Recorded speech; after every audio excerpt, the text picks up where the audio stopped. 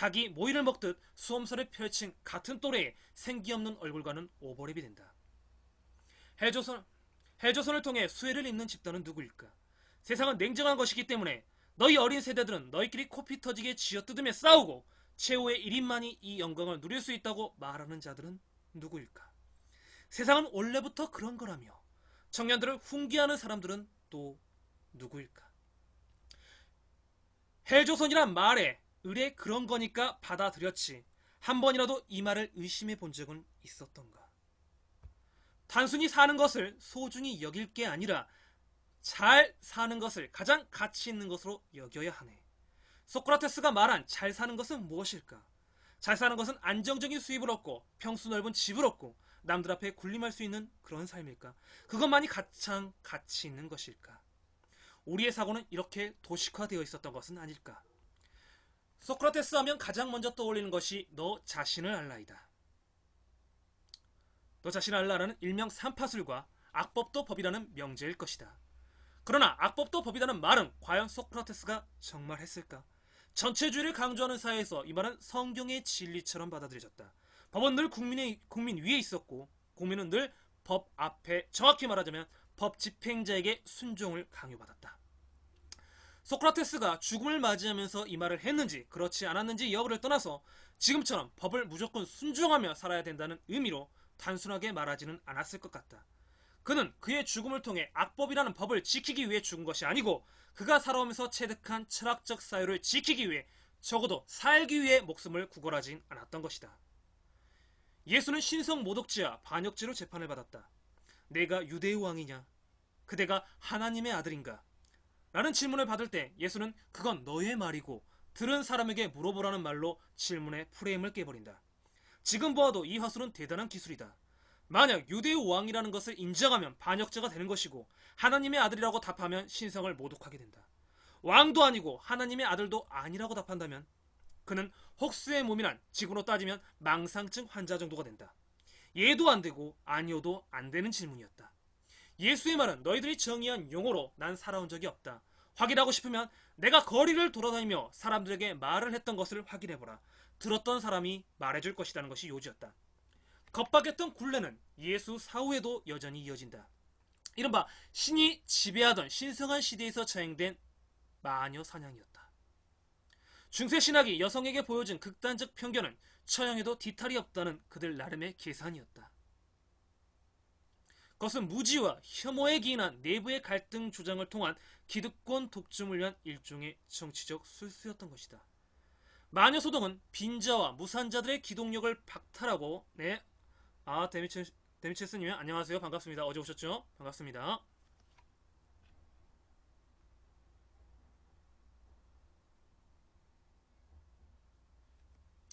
마녀소동은 빈자와 무산자들의 기동력을 박탈하고 서로 간의 사회적 거리감을 조장시키고 서로 의심하게 하고 이웃끼리 싸우게 하고 모든 사람들을 소외시키고 공포에 몰아넣으며 불신을 고조시키고 무기력하게 만들었다. 네.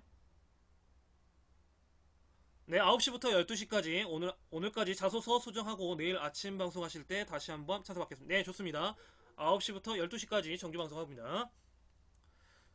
계속 읽을게요. 만녀재판은 메시아적 사회운동의 기세를 꺾고 카톨릭의 권위를 유지하기 위한 의도에서 이루어졌던 것이다.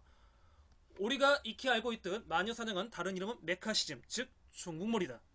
청년수당을 수혜를 받은 청년과 그렇지 못한 청년들 간의 싸움을 조장하고 일베와 메갈리아로 대변하는 성대결, 선거 때 20대 견장으로 불거졌던 세대 간의 갈등, 외부 세력이란 말로 고립시키려 했던 성주 국민들의 사드 배치 반대 운동에 관한 것 등등.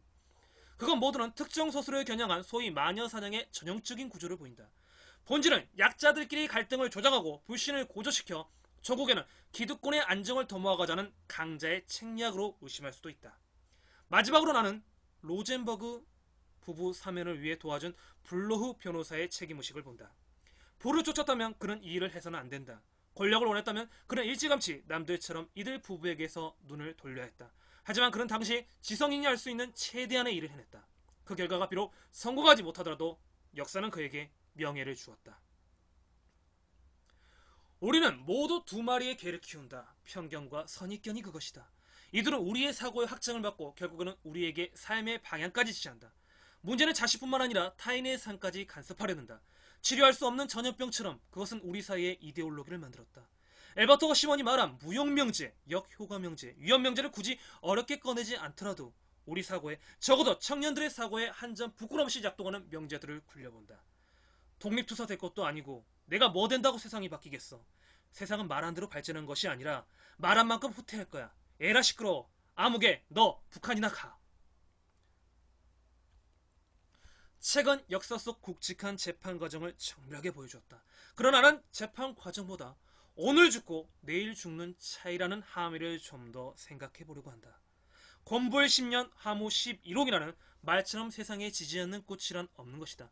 어떻게 살아왔는가도 중요하지만 어떤 모습으로 자신의 마지막을 장식할지도 중요하지 않을까. 예순이 되고 여든이 되었을 때 나는 내 청년 시절에 무엇을 했는가? 황혼의 노년에 나는 어떤 지는 해가 될 것인가라는 물음을 최근 던져두었다. 뭐 이런 내용이었습니다. 네, 기사가 될지 안 될지는 모르겠는데요. 오마이뉴스의 책의 서평 제가 올렸던 부분까지 읽었는데요. 지금 저희가 앞에 임금, 그러니까 쉽게 말하면 탄력적 근무제도, 유연한 근무제도에 대해서 이야기를 했고요. 감사합니다. 이야기를 했고요. 그 다음에 거기서 이제 따라된 그 내면적인 그 탄력적 유연적 근무하니까 좋다라는 것만 이제 종편에서 계속 이야기하잖아요. 근데 그 내면에 있었던 성과급여제에 대한 이야기를 잠깐 다뤘고요. 성과급여제, 그러면서 이것이 왜 현실성이 없는지, 그리고 공기업의 이제 철밥통의 신호는 깨졌다. 철밥통의 신호는 깨졌다. 아유, 바둑견이 감사합니다. 철밥통의 신호는 깨졌다. 이것은 이제 뭘로 이어진다?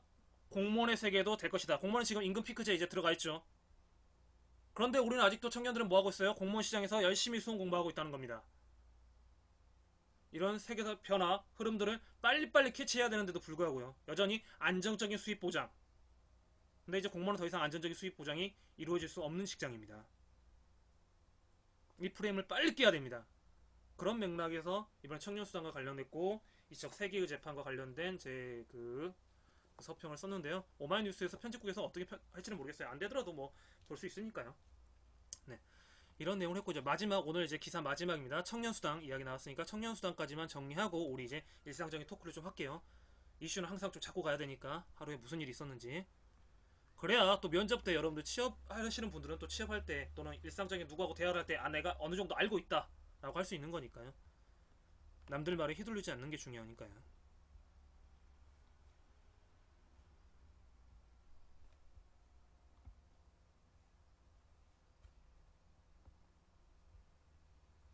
말이 또 빨라졌네요. 말을 조금만 천천히 할게요. 왜 신문이 줄어들어? 이게 생각처.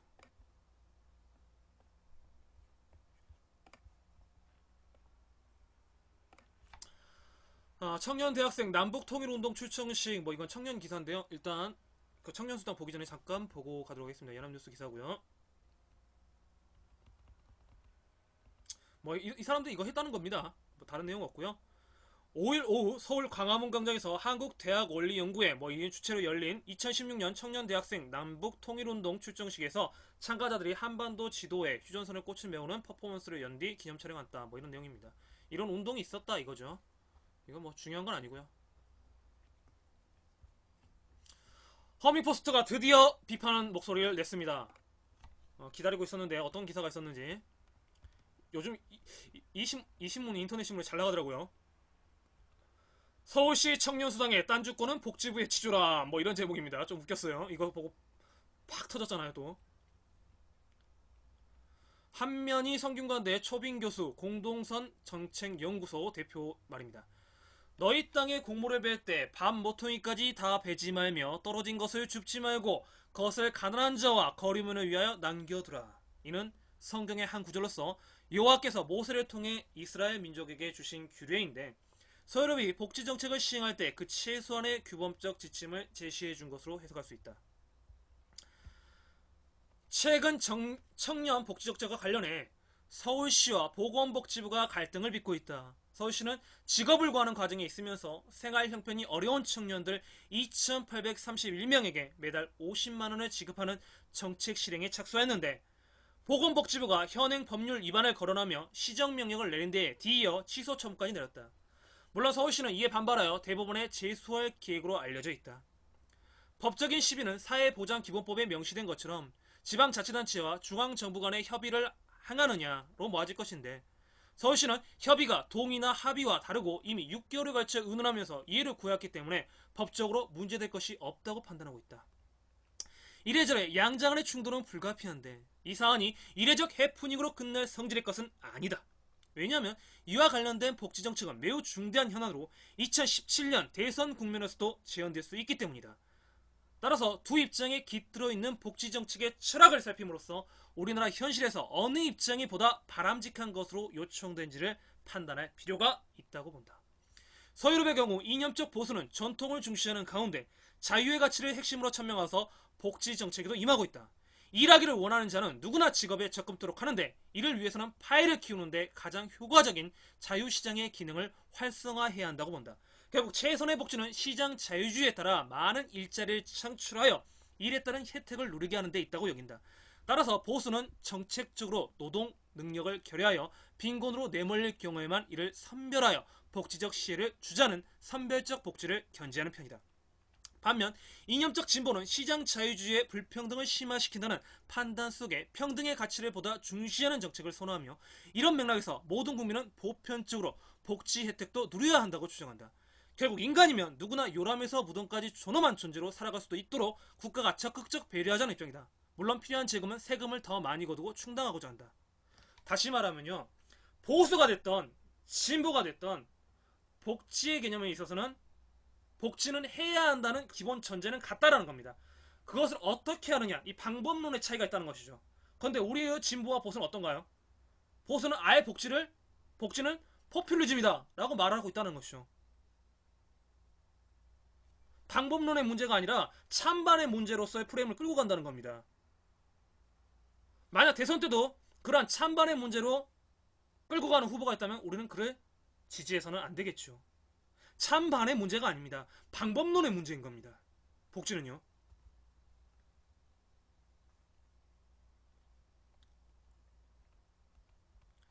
그렇다면 좌우의 정책적 대비 속에 복지정책을 펼치는 서유럽의 경우와 비교할 때 우리의 실정은 어떠한가? 최근 자료에 따르면 2014년을 기준으로 할 때는 우리나라의 GDP 대비 복지율, 복지 지출 비율은 OECD 조사 대상 국가 28개국 가운데 꼴찌였다. 수위를 차지한 프랑스와 핀란드가 각각 31.9와 31%이고 OECD 평균이 21.6인데 비해 우리나라는 10.4%에 불과했다.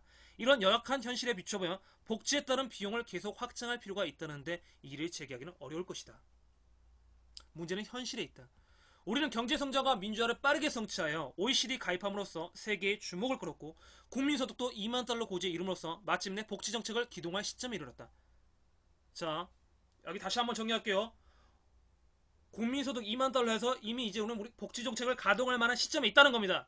그런데 일부에선 뭐라고 해야 합니까? 아직도 우리는 멀었다. 파이를 더 키워야 한다. GDP가 얼마 이상 되는 스웨덴과 어디를 보라라고 논리를 끌고 가는 사람 있죠. 이런 사람의 말이 바로 함정이라는 겁니다. 충분히 복지정책을 가동할 수 있는 여건이 된다는 겁니다.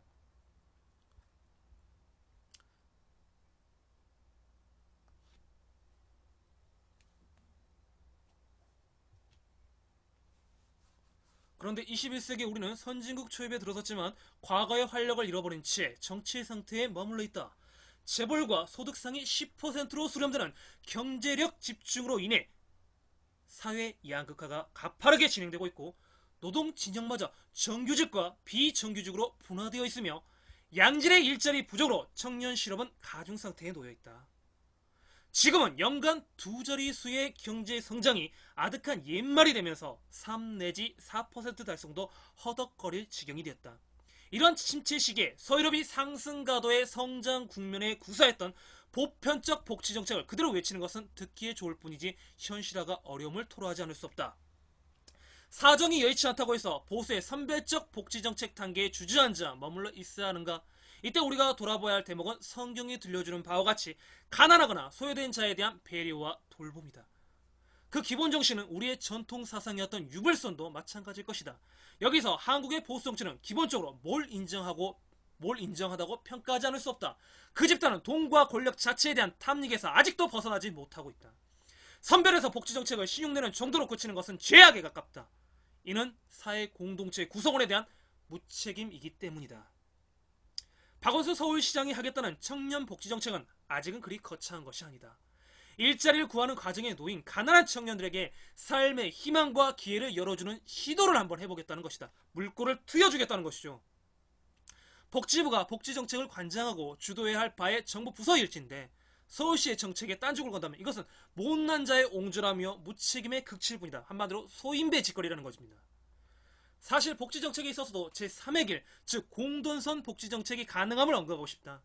대안이 나왔습니다.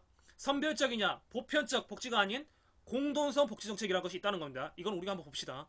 잘 모르는 거니까요.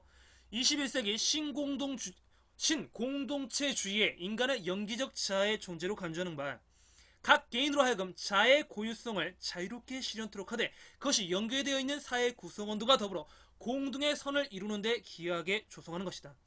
복지정책의 차원에서는 먼저 시장서 일자리가 원활하게 창출되고 노동 능력을 갖춘 사람은 누구나 자유롭게 다가갈 수 있도록 하고, 다음으로 이윤이 남지 않는다 하더라도 지역사회에 꼭 필요한 공동체적 일자리를 조성하여 사회적 존재감을 느끼면서 일을 하고 그에 따른 삭을 알맞게 받도록 배려하며, 마지막으로 노동 여력이 없는 사람들에게 최소한의 보편적 복지 혜택을 주도록 하는 입장이다.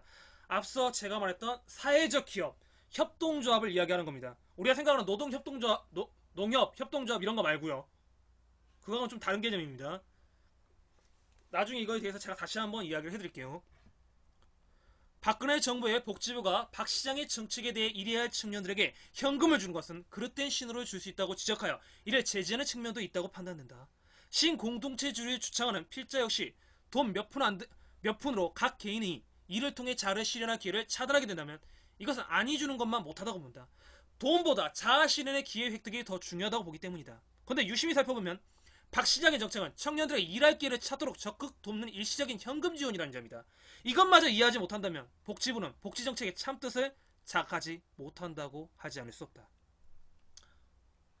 여기서 더 나아가 우리가 사회 전반에 드리워진 고착 상태를 돌파해야 한다면 정책에 있어서 새로운 발상이 과감하게 요구된다는 점을 언급하지 않을 수 없다. 우리 사회는 곳곳에서 패권적 권위주의와 부정부패, 갑질내기로 점철되어 있는데 이것이 사회의 근본 악임을 적시하지 않을 수 없다. 이 고리를 깨려면 자율성이 곳곳에 만기하도록 조치해야 한다. 자율성이 피어나는 곳에서 창의성과 더불어 책임감도 무르익게 된다. 아직 노벨상 수상자가 없음은 권위주의의 학문 풍토에서 창의성이 피어나지 않기 때문이요. 세월호 사건이 터진 것은 해피아와 경영진의 갑질과 부패로 인해 선장을 필두로 한 선원들의 일반의 무책임이 극에 달했기 때문이다. 지방자치단체가 자율적으로 시행하겠다는 건전한 정책을 복지부가 막을 이유가 없다고 본다. 정부 부서는 특정 정치 집단을 위해서가 아니라 국민을 위해 정책을 펼치도록 해야 하고, 이에 부응하는 지방자치단체의 행위에 대해서는 성원을 아끼지 말아야 할 것이다.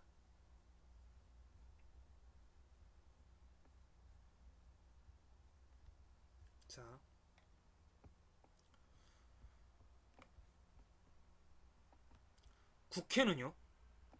국회는 우리가 알듯이 일반적으로 정책을 입안하는 자들입니다.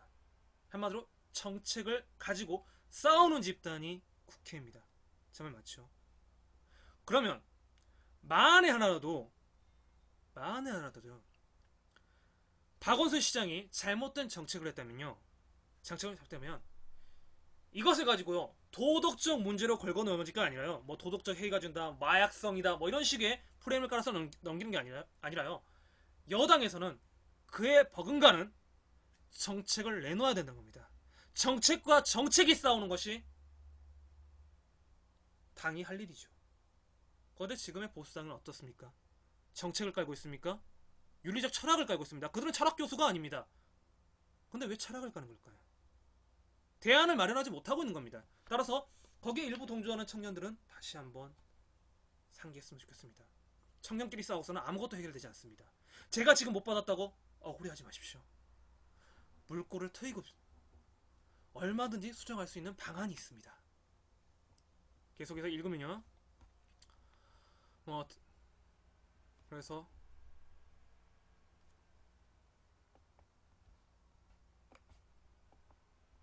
물꼬를 트는 게. 부산 대졸 미취업 청년을 방과 후 교육에 투입. 저 이거 괜찮은 것 같아요. 괜찮은 정책인 것 같아서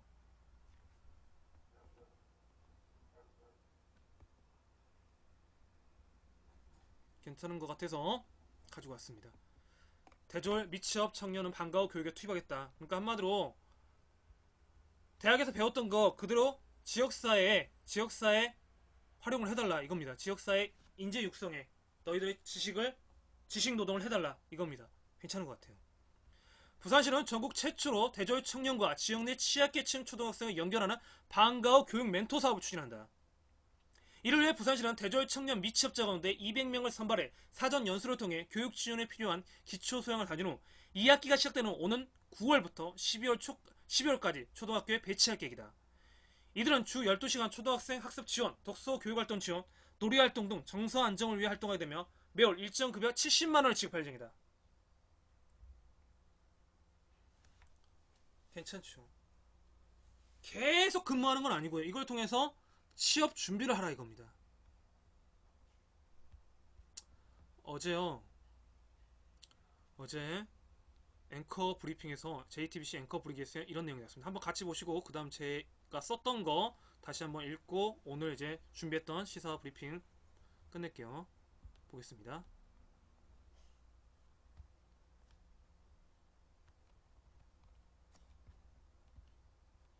기가 IoT 헬스. 지원이는 집에서 운동해요. 올레 TV 켜고 파자마 바람으로 퍼팅하고 슬리퍼 신고 산악 자전거 타고. 자,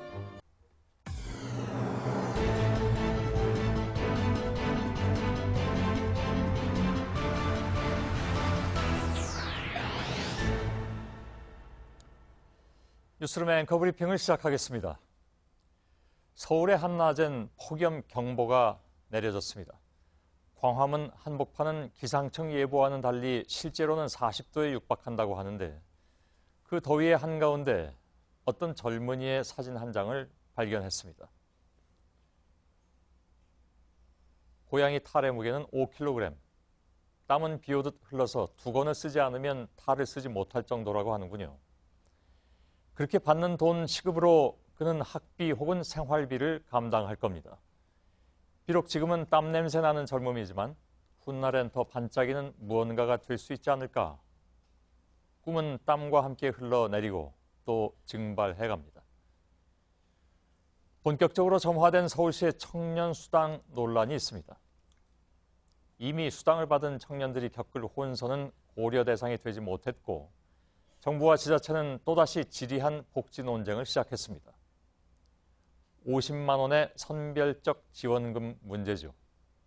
그것이 뜀틀의 구름판이 될 것인가 아니면 공짜의 늪, 나쁜 복지가 될 것인가. 누군가는 그렇다 할 것이고 또 다른 누군가는 아니라고 고개를 내저을 겁니다. 그런데 정작 우리는 그 뜀틀의 구름판, 그것이 돈이든 제도이든 그들을 위한 디딤판을 어디에 놔야 또 어떻게 놔야 하는지에 대해서 제대로 논의해 본 적은 과연 있어 왔던가. 매년 논의만 무성한 채 제자리걸음인 최저임금, 그리고 흑흑 청춘 혹은 취포자란 말이 일상화된 젊음의 세상.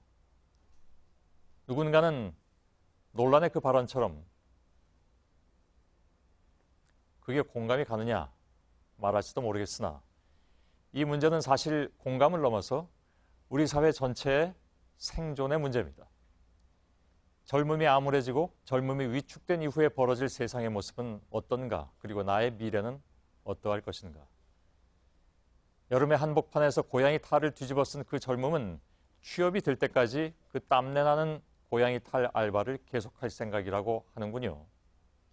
그리고 저것이야말로 젊음의 패기라고 엄지를 척 치켜 세워주기에는 날은 너무 무덥고, 그래서 오늘 우리들 머리 위에 내려진 폭염 경보는 비단 폭염에 대해서만 내려진 것은 아니라는, 경보가 내려진 것은 바로 우리들의 미래라는 생각. 오늘의 앵커 브리핑이었습니다.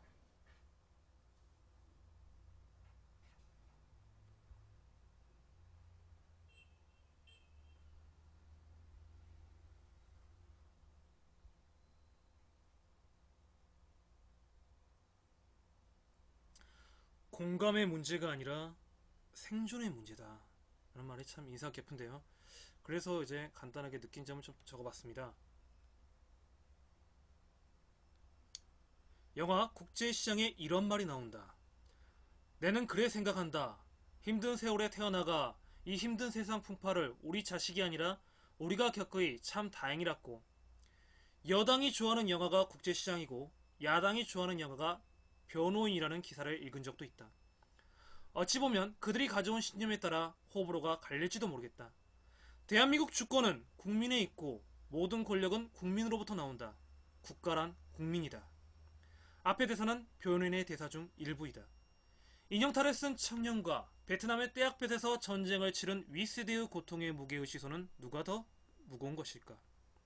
국가를 위해 국민은 희생하는 것이 아니라 국민을 위해 국가가 존재하는 것은 아닐까? 40도에 육박하는 폭염이 계속되는 요즘, 살기 위한 몸부림이 예나 지금이다 다르다고 말할 수 있을까? 돈 50만원의 물꼬를 트기가 그렇게 어려운 것일까? 청년 다수에게 혜택이 가지 않아 부적합하다는 말은 납득이 가지 않는다. 정책 시행은 그 자체가 완벽할 수 없다. 한번 정해지기 어려운 것이지 일단 정해지면 얼마든지 수정할 수 있다. 수정이 되지 않는다고 해서 밥상을 뒤엎는 것은 타당한 것인가? 무엇이 중요한 것일까? 청년들의 곡성이 소리 없이 들린다. 네, 여기까지 해서 네,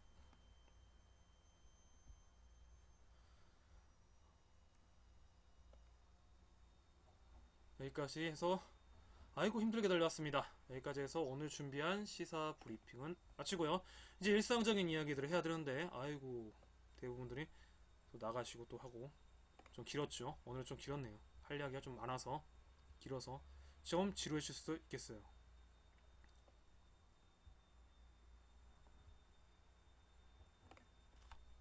고민 있으면 고민을 들어주고요. 또 그냥 일상적으로 하시고 싶은 이야기 있으시면 아니면 오늘 뭐 느낀 점 있으시다면 뭐 그런 것들 뭐 적어주셔도 좋습니다.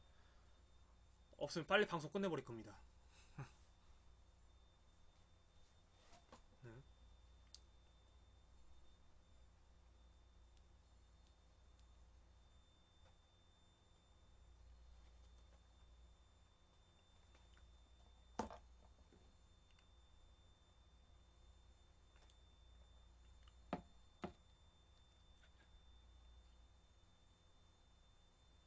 네. 뭐 여러가지 이유가 있고 오늘 참 시끄러운 일들이 많았었죠. 네, 그렇습니다. 데미체스님은 지금 자소서를 쓰고 있는 것 같고 오니삼천님은 지금 뭐하고 계시는지, 유리딱스님 제사 지내실 것 같고, 네, 그렇다고 한다면 오늘은 특별하게 고민사항이 없기 때문에 내일 제가 본격적으로 9시부터 12시까지 방송을 예, 이어가도록 하겠습니다. 내일. 오늘은 더 뭐 특별한 사항이 없다면 오늘은 여기까지 방송을 하겠습니다. 마무리하겠습니다. 그러면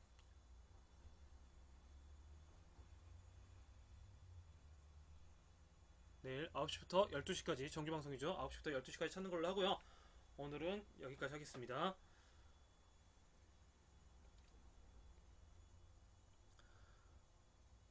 오늘 뭐 고장난 자본주의에서 행복을 작당하는 법이라는 책을 읽었습니다. 아직 이제 읽은 지 얼마 되지 않아서요. 책인데요. 얼마 되지 않아서 아직 전체적인 내용은 파악하지 못했지만 좀 재밌는 내용이 있었어요. 공감의 뿌리 교육이라는 거 혹시 들어보셨는지 모르겠습니다. 공감의 뿌리 교육. 여기서는 선생님이 이런 걸 물어봅니다. 지금 기분이 어떤 거 같니? 너의 기분은 어떠니? 아니면 어린 갓난아이를 데려와서 이 아이의 기분이 어떤 거 같니? 이렇게 물어봅니다. 대답을 위한 질문이 아닙니다. 느낌을 말하는 훈련하는 겁니다. 근데 이렇게 하다 보니까요, 집단 따돌림, 왕따가 90%가 줄어들었다는 정말 연구 결과가 나왔습니다. 그럼 우리 교육과 조금 비교가 되지 않을까? 우리는 과연 공감 교육을 하는 건지 것이 중요하다고 생각하는 걸까? 수학 문제, 산수 문제 하나 더 푸는 게 중요하다고 생각하는 교육을 하고 있는 것일까를 물어보게 되었습니다. 공감의 뿌리 교육은요, 목적이요, 왕따를 줄이기 위한 목적은 아니었어요. 원래 이거는 그냥 부수적인 결과일 뿐이었습니다. 공감하는 능력을 기르는 것이 이 교육의 목표였습니다. 사람이 사람을 인정하는 것.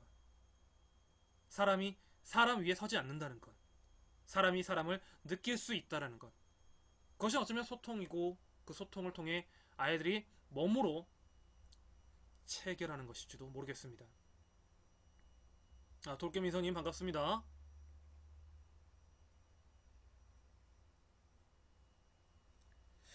어쩌면 이것이 바로 우리의 제2의 개, 돼지 발언을 막을 수 있는 일이 아닐까 싶습니다. 방송 다 끝나갔는데 뭐 특별하게 하실 이야기 있으신가요? 돌개미선님?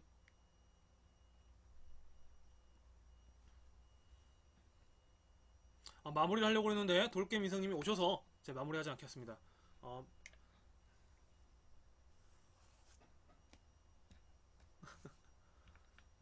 아니 지금 사람들이 너무 말이 없어서 지금 시사 브리핑 끝났는데 나 혼자 뻘쭘해서요. 계속 저 혼자 말을 하기에는 체력적으로 힘이 들어서 그래서 혹시나 뭐 고민이나 뭐 하시고 싶은 이야기 있으시면 네, 듣겠습니다. 시간은 여유가 있습니다. 10시까지 하려고 생각하고 있었으니까요.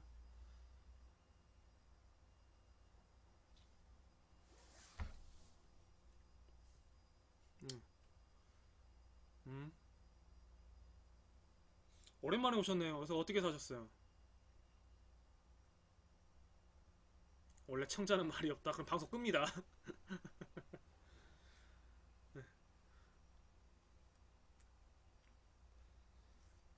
계속 나만 말을 해야 되니까. 여름인데. 아유,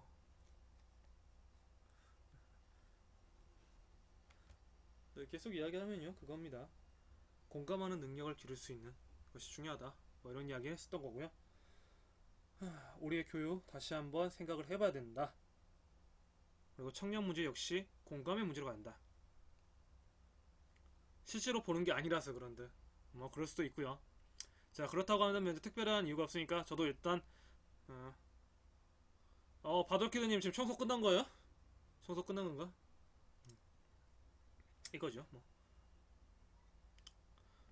데미치스님은 지금 그 자소서 쓰고 계실 거야 아마. 됐어. 이제 끌러 가니까 이제 바돌키드님 오셨어. 그러면 방송을 종료하는 게 아니라 잠깐 5분만 쉬었다가 다시 있도록 하겠습니다. 지금까지 쭉 달렸더니 7시부터 지금 8시 45분이죠? 1시간 45분을 달렸더니 너무 힘들어서 제가 5분만 좀 쉬었다가 끄지 않고 10시까지 이어가도록 하겠습니다. 10시까지. 네.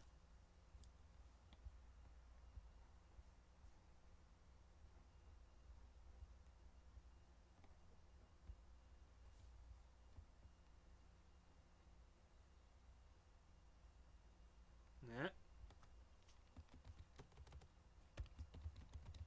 잠깐만 음악 틀고요.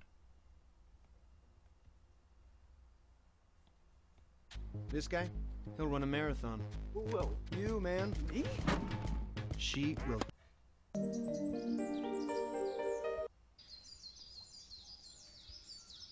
네, 좀 이따 다시 올게요. 저도 한 5분만 쉬었다가 8시 50분에 할게요. 8시 50분. 네.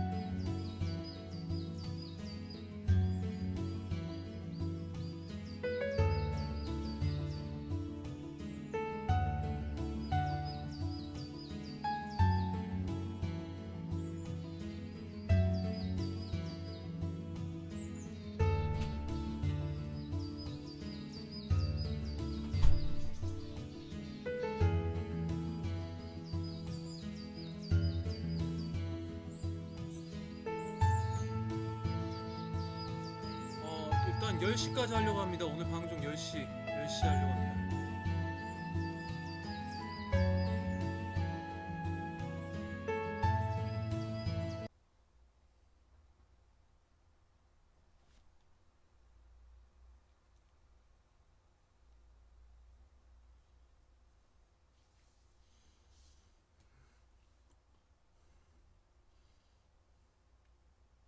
네.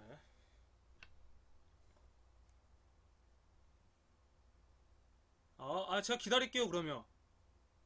어디 끝나기 전에 자소서 항목 하나라도 좀 종으로 듣고 싶다. 어제 말씀하신 대로, 고치고 있긴 한데. 그럼 제가 기다릴게요. 예. 차분하게 하세요, 차분하게. 이거, 근데, 그 마감이 언제까지죠?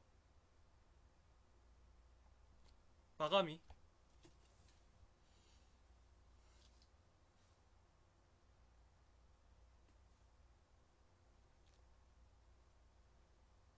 모레 밤 12시까지. 그니까, 입력해서 보내는 거죠. 그럼 내일 어떻게든 최종 완료가 돼야 되겠네. 최종 완료가 되고 한 번 더 고칠 부분은 더 고쳐서 12시까지 하는 게 딱 좋겠네요. 그쵸? 뭐 일요일날도 오전 9시부터 12시까지 하니까요. 제가 일요일날도 토요일날 하고 일요일날까지 해서 하면 예.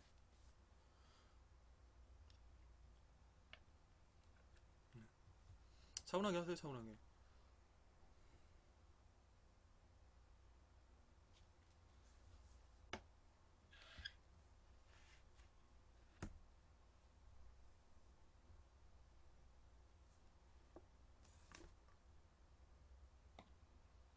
일단은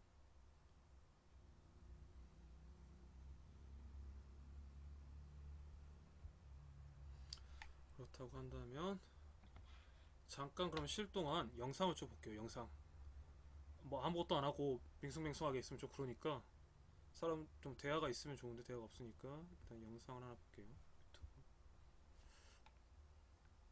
유튜브. 뉴스.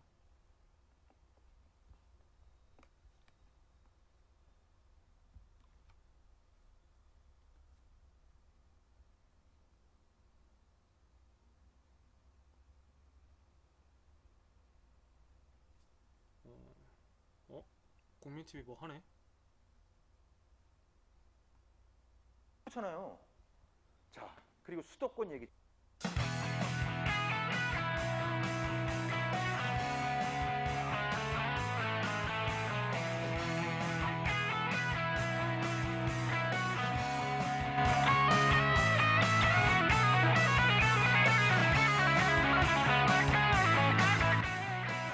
여러분 반갑습니다. 다시 한번 인사드리겠습니다. 네, 어디 뭐 정치인 팬클럽에 온 느낌입니다. 네.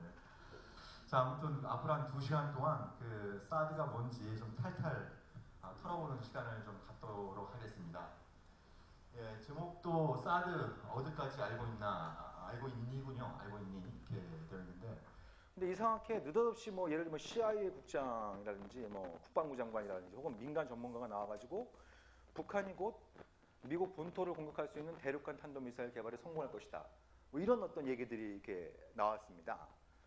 그래서 이게 뜬금없이 이런 얘기가 왜 나오지 하고 이렇게 또 며칠째 이렇게 넘겨보면은 이제 미사일 방어 체제, 사드도 이제 미사일 방어 체제 일종입니다만 그 미사일 방어 체제 관련된 뭐 법안 심사라든지 예산 심사라든지 이런 걸 앞두고 일단 좀 북한의 미사일 위협을 갖다 이렇게 한 번씩 터트려주는 이런 메커니즘을 좀 발견을 하게 됐습니다.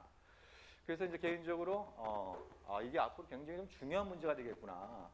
그 MD라고 하는 문제, 미사일 방어 체제 문제가 굉장히 그 한반도 평화 문제에 관련해서 중요한 문제가 되겠구나라는 이제 느낌을 좀 그때 받았고, 그때 그래서 이제 자료를 보다가 이 사드란 놈도 그때 처음 이제 만나게 됐습니다. 예. 그래서 이제 그때 이후로 뭐 제가 17년 동안 뭐 사드만 연구해온 건 아닙니다만, 그래도 이제 관심을 가지고 꾸준히 좀 이제 나름대로 좀 연구도 하고, 이거 관련해서 뭐 당시에 그래서 MD 반대 네트워크라는 단체들도 이제 네트워크 조직도 만들어서 활동도 하기도 하고 뭐 이렇게 쭉 이렇게 다뤄왔었는데요. 근데 이게 이제 이제 발등의 불로 좀 떨어진 이런 어떤 상황에 있습니다. 그래서 사드 관련해서 아까 우리 그 사회자 선생님께서 뭐 제가 쓴 아주 뭐 이렇게 부족한 책도 좀 소개를 해주셨습니다만, 사드 관련해서 좀 이렇게 사회과학적으로 전문적으로 이 내용을 좀 알고 싶으신 분은 제가 MD 본색이라는 책을 작년에 낸 게 있습니다. MB 본색이 아니라 MD 본색이라는 책을 작년에 낸 게 있는데 그걸 한번 쭉 보시면 도움이 될 것 같다는 생각이 들고요. 그래서 나는 좀 사회과학 서적은 좀 질색이다 이렇게 생각하시는 분들은 제가 최근에 소설책 말과 칼이라고 하는 좀 황당한 책을 좀 써냈는데요. 거기는 이제 소설 형식으로 이제 사드가 배치될 경우에 사드 배치가 이루어질 경우에 한반도 동북아에서 좀 어떤 일이 벌어지는지를 갖다가 좀 소설체로 쓴 책이 있습니다. 그래서 그 책을 좀 참고를 해주시면 좋겠습니다. 그러니까 지난 7월 8일이니까 벌써 한 21일이 지났네요. 21일이 지났습니다. 지난 7월 8일 날 마치 이제 그 군사작전 하듯이 기습적으로 사드 배치를 발표를 했고 그 닷새 동안 전 국토를 갖다가 사드 후보지로 계속 언론에 흘리면서 전 국토 각 지역에 있는 군수님들 또 군의회 의장님들 다 이렇게 삭발시키지 않았습니까? 그러다가 이제 7월 13일 날 성주로 발표를 했고 너무 기습적으로 성주로 발표했는지 국방부에 있는 분들도 성중지, 상준지 헷갈려가지고 성주에 있는 지문들이 막 국방부에 항의 방문 가니까 왜 사드를 상주에 배치하는지 막 이렇게 설명을 했다가 이제 이 국민들의 정말 이 날벼락 맞은 국민들의 마음에 더 불을 지르는 그런 일도 있었습니다만 아무튼 뭐 성주로 이렇게 발표를 한 상황입니다. 그 사이에 21일 동안 한 많은 일들이 있었습니다.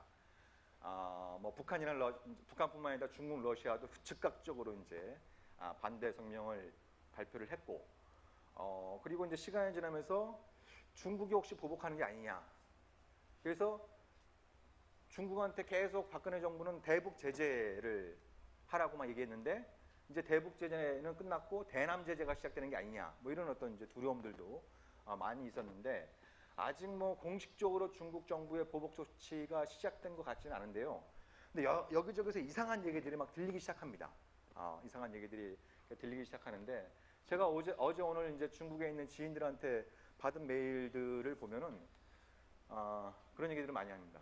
나만 만나면 사드를 묻는다. 뭐 자기만 만나면 왜 사드 배치하기로 결정해서 우리를 곤란하게 하냐고 이 중국 사람들의 항의 때문에 좀 일상이 힘들어진다. 뭐 이런 얘기를 하는 분들도 계시고. 그리고 이제 가장 먼저 이제 영향을 받은 지역이 대구시죠. 대구시가 원래 이제 그 7월 말부터 해서 치맥 페스티벌 그래서 거기에 이제 자매 결연을 맺고 있는 도시가 중국 칭다오인데 칭다오가 이제 양꼬치에 칭다오 맥주가 아주 환상적인 조화를 이루지 않습니까? 근데 칭다오시에서 그 대구시에서 주최하는 치맥 페스티벌에 가지 않겠다. 그리고 8월 달에 칭다오에서 열리는 국제 맥주 페스티벌에도 대구시는 오지 마라. 이렇게 된 거예요. 그래서 이제 대구시 관계자들이 이제 황당하잖아요. 뭐 며칠 앞두고 이거 장난하는 것도 아니고. 이거 왜 그러냐? 그러니까 사드 때문에 그러냐? 속 시원하게 사드 때문이라고 얘기를 해줘야 되는데 그렇게 얘기도 안 합니다. 시기가 좋지 않다. 분위기가 좋지 않다. 뭐 이런 식으로 얘기를 하면서 그 행사를 보이콧하고 있는 상황이고. 그리고 이제 멀쩡하던 그 한국 화장품들이 뭐 품질에 문제가 생겼다고 막 중국 언론들이 막 대대적으로 막 그 보도를 하기 시작하고. 그리고 어떤 이제 그 중국 네티즌들은 한국 아이돌보다는 우리 조국이다 이런 슬로건을 걸고 이제 한류 스타, 한류에 대한 이제 뭐 보이콧 운동들을 막 벌어지고 있고 이런 상황들이 막 이제 벌어지고 있는 거죠.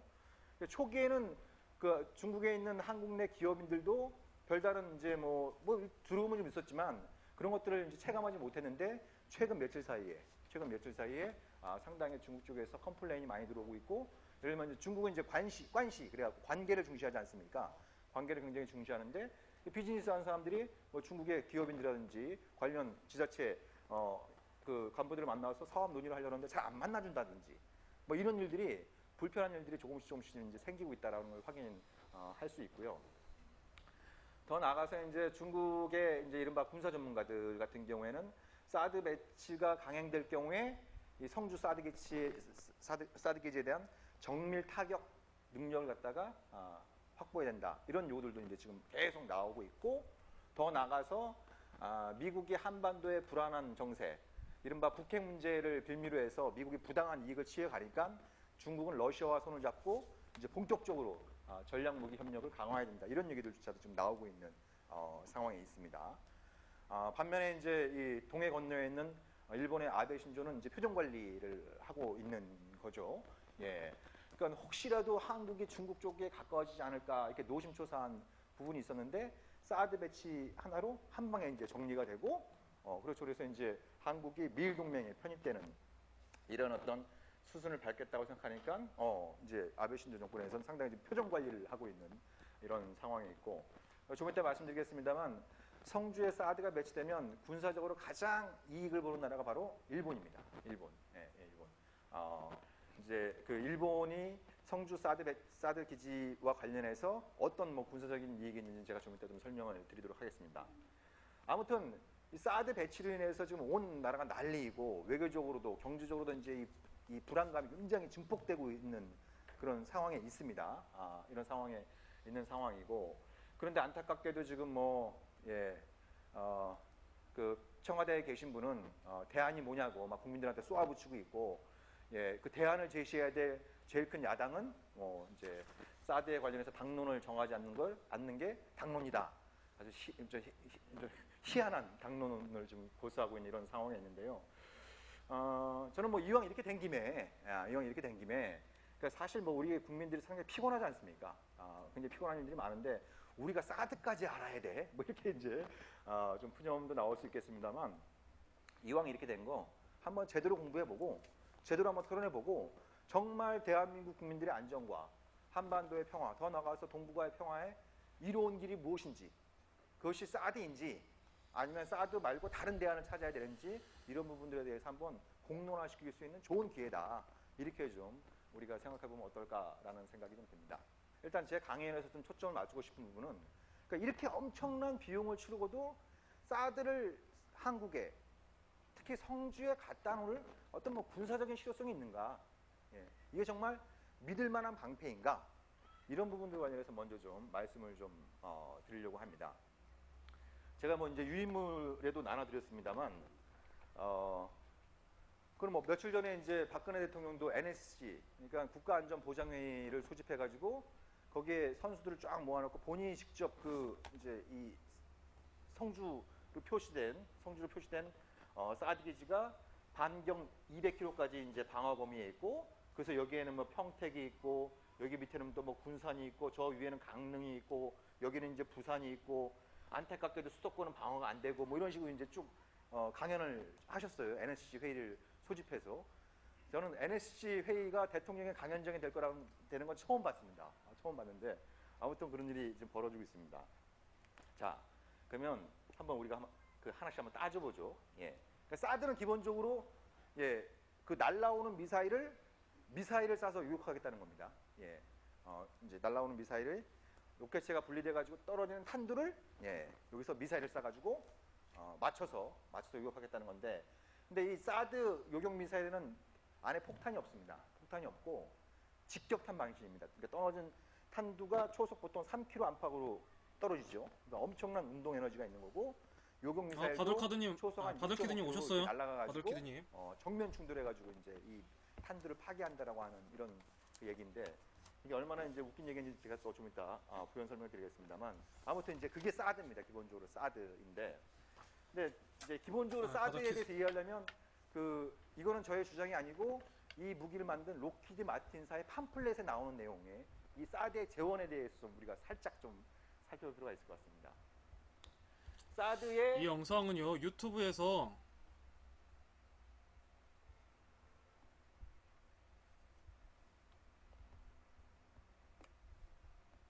끝나신 거예요? 요즘 여름에 애들 빠지니까. 여러분 방금 보신 이 동상은 유튜브에서 국민TV 들어가시면 얼마든지 보실 수 있으니까요.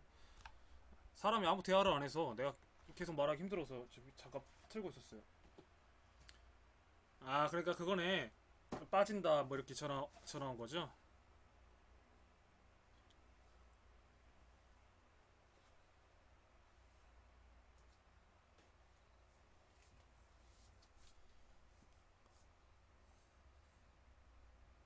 휴가철이니까 휴가 간다 이 소리군요. 이때 막 학원비도 깎아달라는 학부모 있지 않아요? 애기들 빠진 만큼.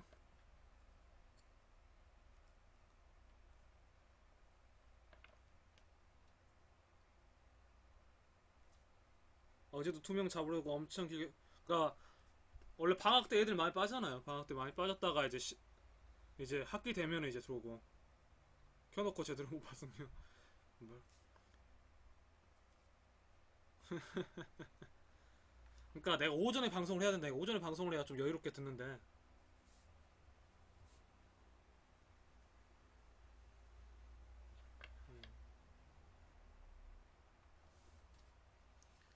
아이고. 늘 이슈는 있으니까요. 늘. 오늘은 환경부 보건복지부에서 박 대통령까지. 뭐 늘 하여튼 그 화두는 있는데 중요한 거는 이제 그 본질을 좀 생각해 봐야 된다는 거니까.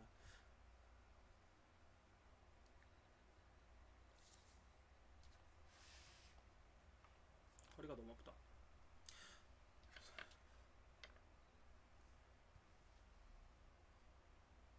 근데 애들 상담은 원래 오너가 해야 되지 않나? 왜 선생한테 다 맡기지? 그 사범 선생한테? 그거는 좀 이상해.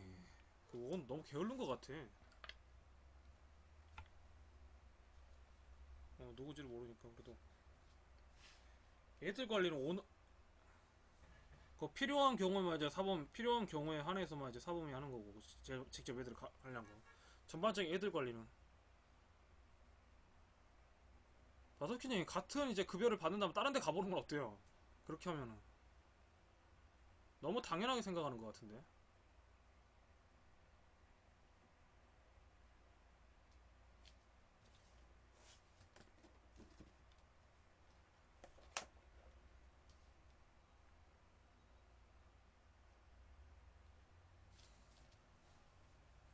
너무 일이 많어. 혼자 사는 일이 너무 많아.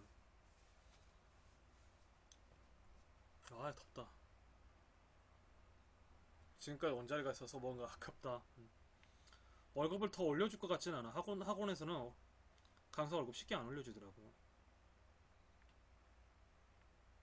처음에는 부탁했다가 나중에는 그 사람의 의무가 돼버리더라고. 권리가 되고 당연히 해줘야 되는 것이 돼버리더라고.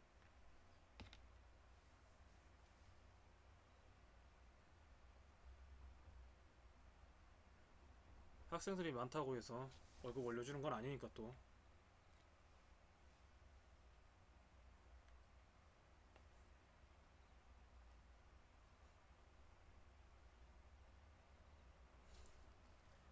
학생들이 빠질 때라 또. 그럼 이러잖아. 학생 적을 때는 월급을 그러면 삭감해도 되냐 이런 식으로 또 논리를 펴버리더라고. 뭐 어쨌거나 오늘 입장이니까요. 85명에서 12명 빠졌다. 많이 빠졌네. 또 그렇게 한번 빠지기 시작하면 또 줄줄이 또 빠지잖아. 애도 빠지고 쟤도 빠지니까 나도 안 간다 이런 애들이 있으니까. 애들이 좋아서 다니는 게 아니니까 또 이건 부모가 시키니까 어거지로 나오는 애들이 대부분이고. 그런 분위기면 또 이제 물타기 돼버린다니까. 그 분위기가 있어요.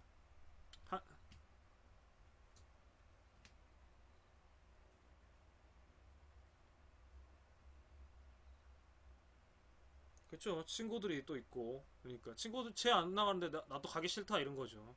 또 여름이고 하고 뜨겁기도 하니까. 뜨겁기도 하고. 왔다 갔다 하는 것도 싫고 그냥 집에서 이제 시원하게 컴퓨터 게임이나 하고 싶은 거지. 아니면 이제 빠진 애들끼리 모여서 PC방 가고 싶거나 뭐 이런 거지. 애들 속사정.